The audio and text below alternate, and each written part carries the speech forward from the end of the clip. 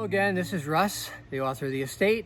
At this point, we're going into chapter 7, and we're going to recap for chapter 6. The girls, Anna and Ruby, are searching the house. They're finding things, they're documenting things. Anna is an archivist. She likes to find what's going on in this house.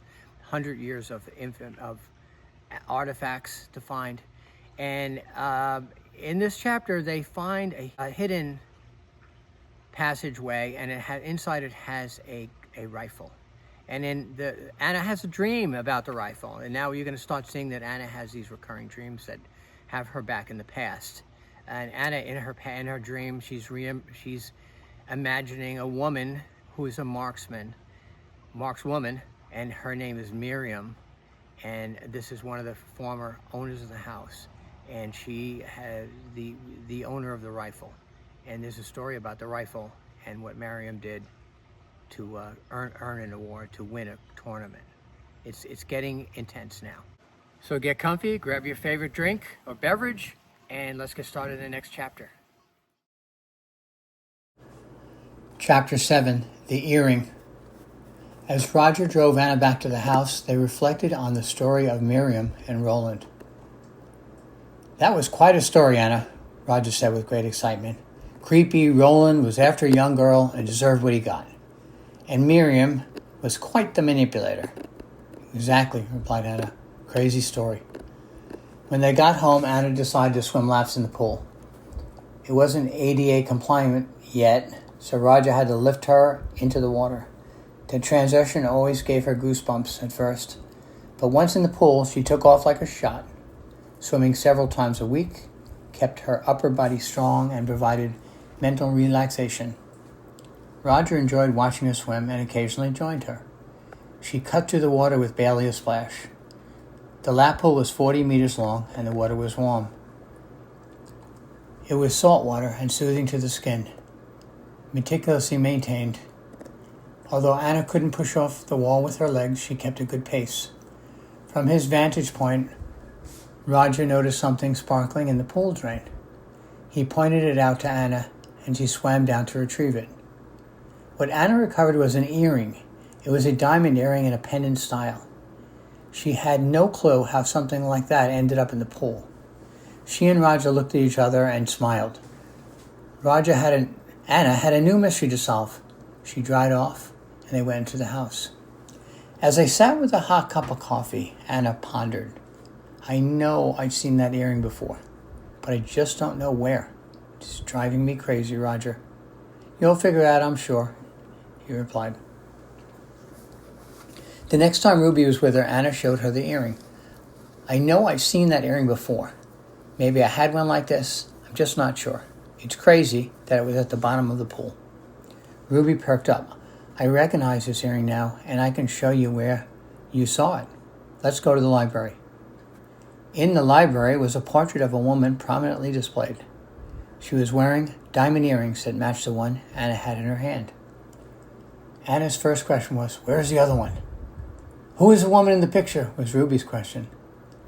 Perhaps Anna did know who the woman was, but didn't know her name. When she met with Franklin months ago, he spoke about James Sumner's mystery lady and how he had a portrait painted of her. Anna had many questions to answer. Did James give her those earrings? Was she his lover? Why did James's wife allow her portrait to be displayed? What happened to her? Digging into James Sumner and the mystery woman might require a field trip into town. "Hey, Ruby, what's the name of that historian you mentioned?" The local historian was Reginald Reggie Smith. Anna looked him up. He had an engaging website that detailed the area's significant history and profiles of prominent people, including the Sumners. He was also an insurance agent. I guess being a historian didn't pay much, Anna thought. She gave him a call to set up an appointment. He seemed super excited to hear from her. He already knew that someone had bought the Sumner estate and was eager to help. Reggie was a distinguished man in his late 60s. Roger dropped her off and went on to run errands. After greetings and small talk, Anna was ready to settle down in his office. But he had another idea. Hey Anna, it's a beautiful day. What if we go to the park and talk there? It's only a few blocks away, and we can cut through the historic district and grab a coffee at Starbucks. Again, Anna felt self-conscious about being pushed around in a wheelchair. But it really was a beautiful day, and a latte would be a welcome bonus. Reggie pointed out the historic homes, and they found a shady spot in the park to chat. I left a message on your phone a while ago, Reggie began. I just wanted to introduce myself. I feel like I know the Sumners personally through my research. They were interesting people, and it's impressive that they put things in place to preserve the estate. You could really write a book about that place. Anna was a little surprised that he knew about her maintenance arrangement. It seemed like everybody knew everything in this town. She started to think that any book about the Sumners could easily be a Stephen King novel. Reggie continued, I want to help you any way I can, Anna. There is no fee for my services as I'm a public employee in this role. How do you like the place so far? It's incredible. It's a dream come true. I'm sorry I didn't respond to your voicemail. I thought you were a solicitor of some kind. The good news is that we did get to connect, and you can be assured that I am going to pick your brain on a regular basis. I may become quite a pest. To me, the place is a goldmine of history. I have an entire summer to explore before I go back to work. Anna told Reggie about the earring she found in the pool and the portrait of the mysterious woman in the library. She knew it was around the time James Sumner lived in the house, but she didn't know much more. Reggie had a confident look. I know the story of the portrait and those earrings, and it is a good one. People thought it was James Sumner who commissioned that picture, but it was his wife, Gloria. The picture was of her twin sister, Marie, who died in 1945 after being kicked by a horse on the estate. The picture was painted posthumously. Wow, they told me nothing bad happened there. I want to hear more about Marie. But can you first tell me about the earrings? Anna asked. Reggie continued, the earrings have an entire story of their own. The Sumners originally immigrated from England, where James Sumner purchased those diamond earrings to surprise his wife after they moved to the States. I found a public record showing they were insured in 1940 with a value of $30,000. Accounting for inflation, they would be worth $500,000 today. You say you have only one of them? Anna took a few seconds thinking about what she could do with this sale of the diamonds. Yes, I would really love to find the other. I'm going to turn that place upside down. Is there more to the story? There is, replied Reggie with a smirk. James Sumner didn't give those earrings to his wife, but to his sister-in-law, Marie. At the time, Gloria was infuriated. Rumor had it James and Marie had a long-running affair. The entire town knew about it, so it was surprising that James's wife turned a blind eye. When her sister passed, she commissioned a portrait from a photograph.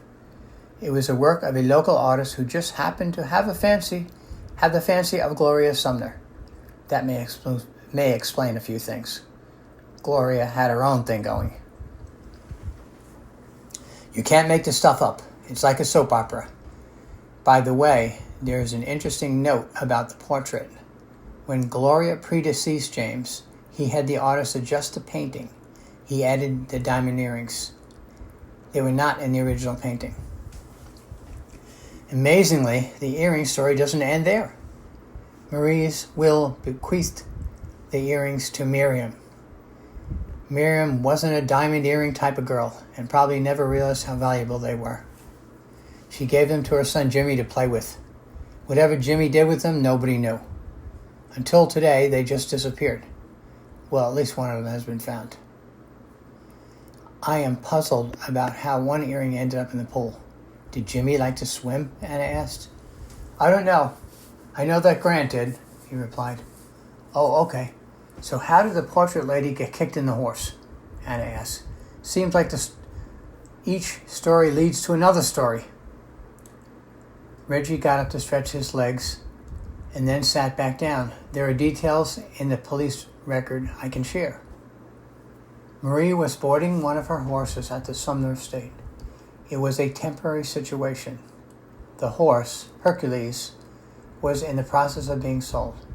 He was a racehorse that had won the Breeders' Cup 3 years earlier. If you don't know already, racehorses tend to be skittish by nature. It bit 2 other horses in the corral just that week. The day Marie died, someone left the corral gate open, and Hercules ran out. Marie was in a state of panic, and the family fanned out on the property to find him. Marie found him on a trail near the pond. The horse was eating blueberries out of a basket that Miriam had somehow abandoned. No one knew why she did that. Perhaps she dropped the basket to help with the search. The trail where the horse ended up became narrow at that point, with thorny cat briars on either side. Marie's only option was to approach the horse from the rear, and it is never a smart idea. When she got close, the horse suddenly reared up and kicked. Marie was in the wrong place at the wrong time and was instantly killed. The police records said that a dead snake was found under the basket and surmised that it frightened the horse when the basket was tipped over. The horse could have killed the snake, or it was already dead. In any case, it was a series of tragic events. After they finished their coffee, Reggie escorted Anna back to his office. They agreed to meet again and go through some pictures of unknown people. Roger was already waiting outside to drive her home. "Any luck?" he asked. "Oh boy, yes," she replied. "This adventure could be worth $500,000. When they got back to the house, they went out to the pool again to search for the second earring. Unfortunately, it was nowhere to be found. The only unusual thing in the entire pool area was a thin string hanging from a rafter over the pool. It appeared to have no purpose at all. The sun was playing hide and seek with the clouds that day. When it shone brightly, Anna could see the colors in the condensation on the glass. And then she had a realization. She remembered as a young girl hanging chandelier crystals by a sunny window to create rainbows all around the room. She looked at Roger. "I got it. What if Jimmy hung the earring from the rafters to capture the sun like a prism? When the string wore out, it dropped into the pool." Roger nodded in agreement and responded in his favorite Mythbusters term, plausible.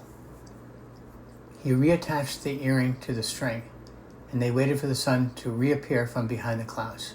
When it did, a small rainbow of colors confirmed Anna's theory. One mystery solved.